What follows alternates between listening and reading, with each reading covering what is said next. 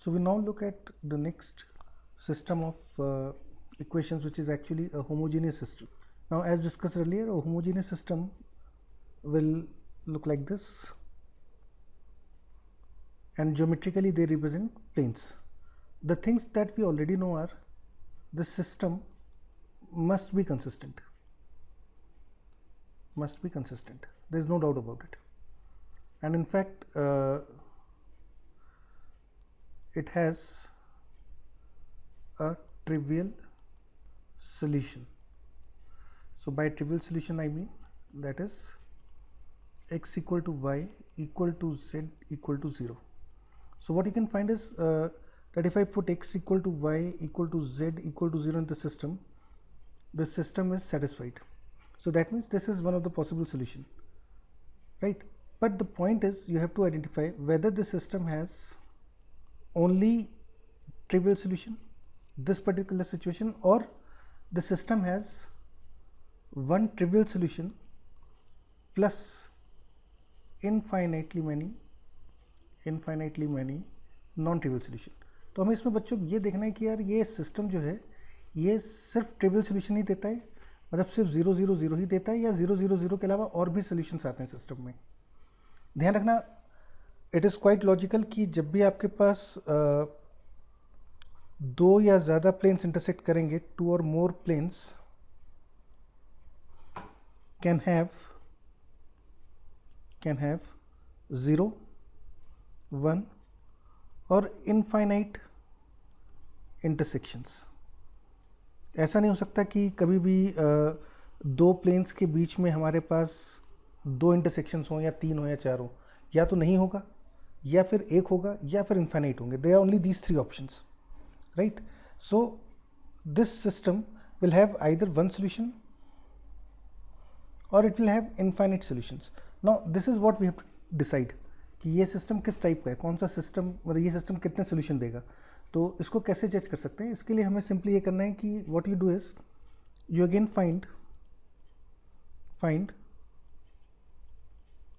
The coefficient determinant.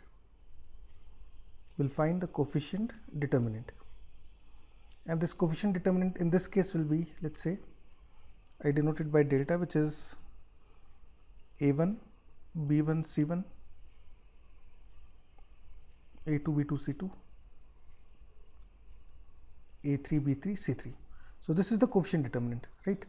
And now if the system has only trivial solution, then this coefficient determinant will be non-zero.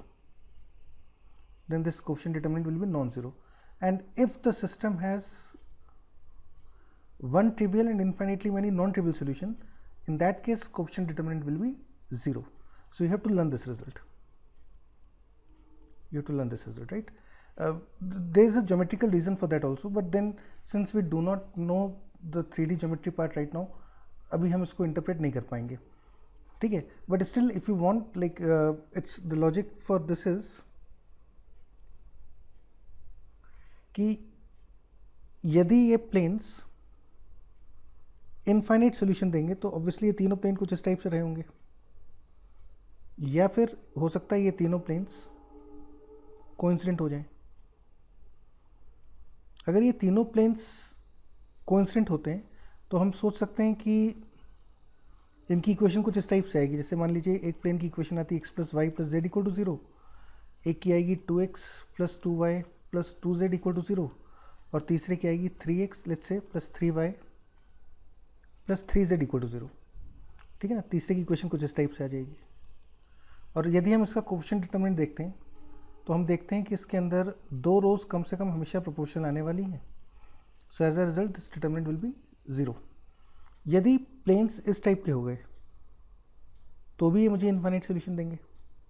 और इस case में again maybe one of the plane P3 can be written as lambda times one plane plus mu times second plane. आप किसी एक plane को ऐसा लिख सकते हो. और उस केस में यदि हम कोफिशिएंट डिटर्मिनेंट में ये ट्रांसफॉर्मेशन ले लें